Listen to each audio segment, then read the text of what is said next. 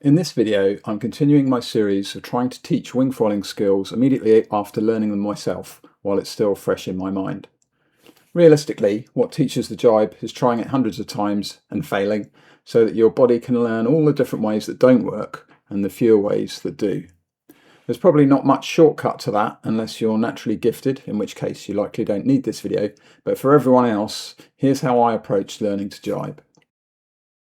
The jibe is actually a composite of 4 skills: riding the foil without the wing support, the turn itself, the handle pass, and finally riding away toeside. So let's focus on them in that order. We can trade height on the foil for speed until running out of height and finally touching down. Try this at the end of a run without using the wing for support. Hold the wing in just one hand and stay over the foil. Focus on pitch control and in particular try to prevent the foil from stalling and pitching the board up. Once you have a feel for that, the next step is the turn. Ignore the wing, ignore success, just see how far around the turn you can get before you touch down. Let go with the backhand and hold the wing high and forward out of the way. As you turn downwind, the apparent wind will drop, and in lighter wind, the wing can flop down in front of you with the risk of running it over. So keep it high, move it out of the way, opposite to the direction you're turning with the lead hand, and try to keep it flat and depowered. To turn, you can either carve the board by rolling it over towards toeside, or turn it flat in the yaw axis if your speed and foil will let you, or some combination of the two. When trying to learn to carve, I often found that I would start okay, but when losing speed around the turn, also lose lift and centrifugal force, resulting in simply falling off the board to the inside of the turn. I found it better to ease off the carve as you turn, to keep the weight over the foil. This is where the yaw can help keep the turn going. S-turns are a great way to practice the carve. Turn downwind by rolling the board over a little, and then roll the other direction to turn back upwind. Start small, just with a little weaving at first, and then progress to larger and larger turns, up to and beyond fully downwind and back upwind.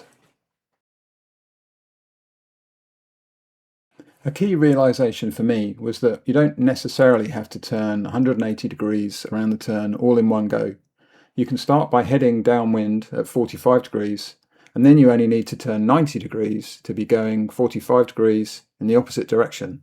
That's enough to start with. The last 45 will come naturally later. Once most of the way around the jibe, we need to turn the wing and swap hand positions. For the jibe to succeed, you'll need to be able to do it quickly enough that you don't run out of foil speed while there's no power. To gain that skill, I highly recommend practicing on land, maybe when drying the wing at the end of a session. Move from hand to hand, make it instinctive. Start with palm up in your front hand to make it easier to rotate, and pull it towards the other hand. Swap hands and move the old front hand to the back, and repeat. Back out on the water before you jibe, move your front hand back a little on the handle to both make space for the new hand and to have better one-handed control. Hold the wing powered in the old position as you start to carve. Move it out of the way as you progress through downwind. Don't let it pendulum, keep it high, and turn it like a wheel to face in the new direction. Finally, bring it back in front of you, grab with the new front hand, and move the old front hand to the back. At this point, you have completed the jibe. Now the next challenge is riding away in toeside. Once around the turn, to start with, it feels completely alien, like you've completely forgotten how to foil. So we need to learn. The good news is, it won't take too long. The first thing to focus on is keeping front foot pressure. It's very easy to overload the back foot and stall the foil.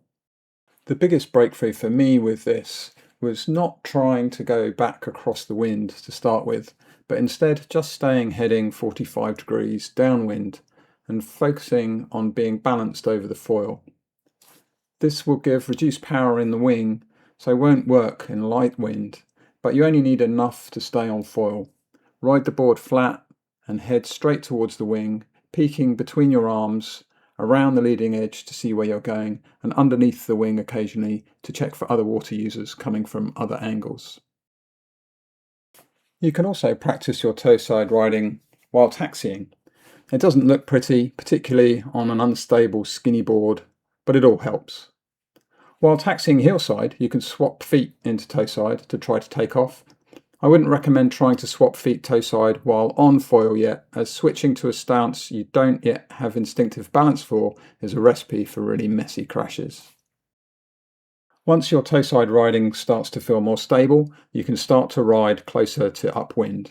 The key here is to bring the wing further back beside you and look over your front arm elbow.